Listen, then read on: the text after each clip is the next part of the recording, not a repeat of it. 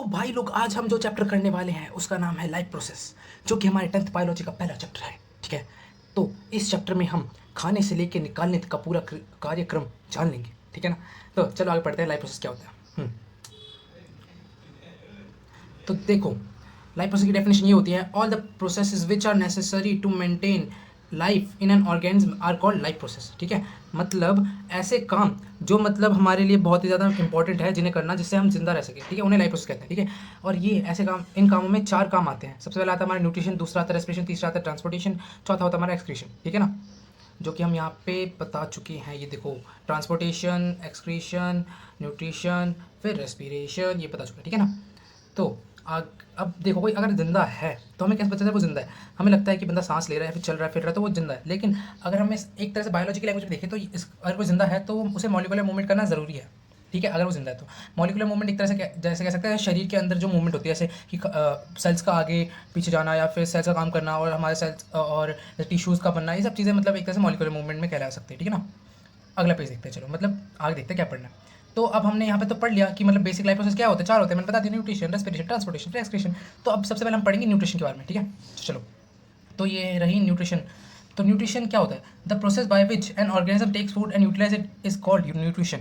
मतलब ऐसा प्रोसेस जिसमें कोई खाना अंदर ले, फिर उस खाने को यूटिलाइज करे कि हमें एनर्जी मिले, उसे हम न्यूट्रिशन कह देते हैं। ठीक है, मतलब खाना खाना और उसका इस्तेमाल करना, मतलब उससे एनर्जी वगैरह बनाना अपने बॉडी के लिए, उसे हम न्यूट्रिशन कह देते हैं। ये रही डेफिनेशन भैया जी, देख लो ध्यान से। ठीक है, तो हम देखते हैं अपने चैप्टर में 2 मोड ऑफ न्यूट्रिशन होते हैं मेनली। पहला होता है अपना ऑटोट्रॉफिक और दूसरा होता है अपना हेटेरोट्रॉफिक, वो हम आगे पढ़ेंगे। ठीक है, अभी हम सिर्फ ऑटोट्रॉफिक के बारे में जानेंगे। तो ठीक है, तो ऑटोट्रॉफिक, ठीक है, ऑटोट्रॉफिक मोड ऑफ न्यूट्रिशन में कौन से जीव होते हैं सबसे पहले वो देख लेते हैं। आपको बताता हूँ एग्जाम्पल से, जैसे अपना ग्रीन प्लांट होते हैं, फिर होते हैं अपने ब्रू ग्रीन एल्गाई और सल्फर बैक्टीरिया। ठीक है, तो इनके ये करते क्या है? पहला पॉइंट देखते हैं, the organism manufacture their own food using the inorganic sources. मतलब ये जो ऑर्गेनिज्म होते हैं, मतलब ये जो जीव जंतु होते हैं, ये अपना खाना खुद से बनाते हैं बाहरी इनऑर्गेनिक सोर्सेज लेके। मतलब ऐसे कि वो सनलाइट लेते हैं, वाटर लेते हैं, कार्बन डाइऑक्साइड लेते हैं, इन सबसे अपना खाना बनाते हैं खुद से। ठीक है, मतलब ये बाहर से किसी लेते नहीं खाना, ये खुद ब खुद ही बना लेते हैं। ठीक है, अपना खाना। और they manufacture their own food using raw material like CO2, water and chemicals. देखो, जो मैं अभी यहाँ पे बता चुका था आपको अभी थोड़ी देर पहले, तो यही लिखा हुआ है इस सेकंड पॉइंट में। ठीक है, एग्जाम्पल्स भी पहले मैं स्टार्टिंग में बता चुका, ग्रीन प्लांट, फिर आता है अपना सल्फर बैक्टीरिया। ठीक है, गिरा, फिर उसके बाद अपना था ब्लू ग्रीन एल्गाई। ठीक है, तो चलो अगला देखते हैं। ऑटोट्रॉफिक मोड ऑफ न्यूट्रिशन हो गया हमारा खत्म एक तरह से। तो मतलब ऑटोट्रॉफिक मोड ऑफ न्यूट्रिशन ये करते कैसे हैं, अब आगे हम वो पढ़ेंगे। मतलब जो अपने ग्रीन प्लांट होता है फोटोसिंथेसिस से करते हैं ना, तो अपने ऑटोट्रॉफिक मोड ऑफ न्यूट्रिशन में मेन जो बहुत इंपॉर्टेंट है वो है फोटोसिंथेसिस। ठीक है, तो चलो वो देखते हैं।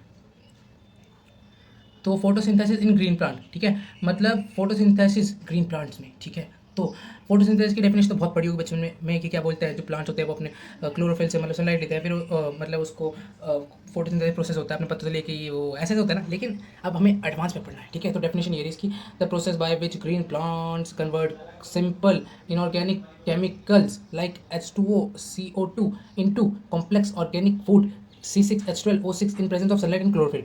मतलब जो अपने ग्रीन प्लांट्स होंगे ना, जब वो सिंपल इनऑर्गेनिक केमिकल्स लेंगे, मतलब नॉर्मल केमिकल्स लेंगे जो मतलब अपना नेचर में प्रेजेंट होते हैं, जैसे H2 मतलब कि वाटर, और H2 ना ऐसे मत लिखना कि 2 ऐसे लिख दो उसके साथ में।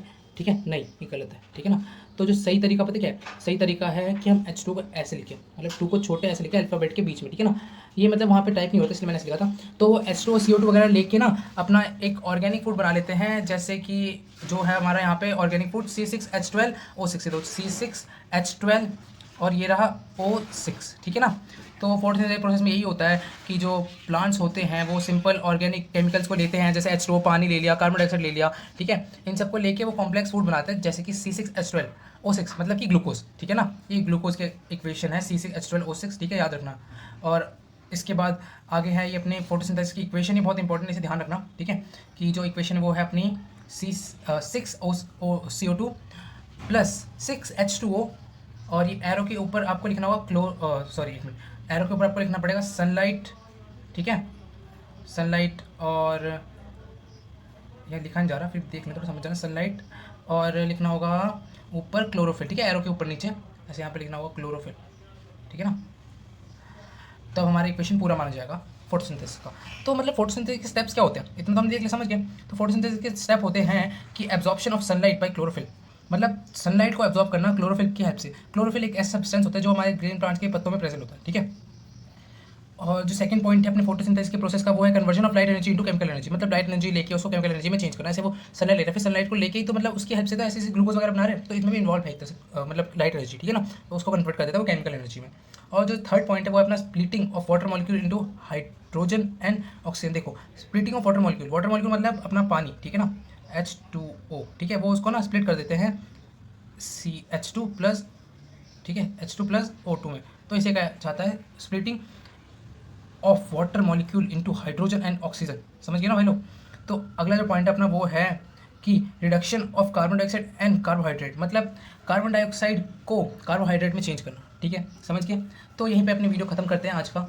ये था कि हमने यहाँ पे पढ़ लिया था कि क्या बोलते हैं ऑटोट्रॉफिक मोड ऑफ न्यूट्रिशन क्या होता है, न्यूट्रिशन क्या होता है, और लाइफ प्रोसेस क्या होता है, ठीक है ना। तो एक चीज़ याद रखना, मतलब एग्जाम में ऐसे क्वेश्चन आता है कि मतलब what are the steps of photosynthesis in green plant. तो कोई भी 3 स्टेप लिखाना, जो यहाँ पे लिखा हुआ है ना, चार में से कोई भी 3 लिखाना, ठीक है ना, जो आपको सही लगे। और आगे हम पढ़ेंगे हेटेरोट्रॉफिक मोड ऑफ न्यूट्रिशन क्या होता है, और आगे की वीडियो के लिए हमारे चैनल को सब्सक्राइब करें।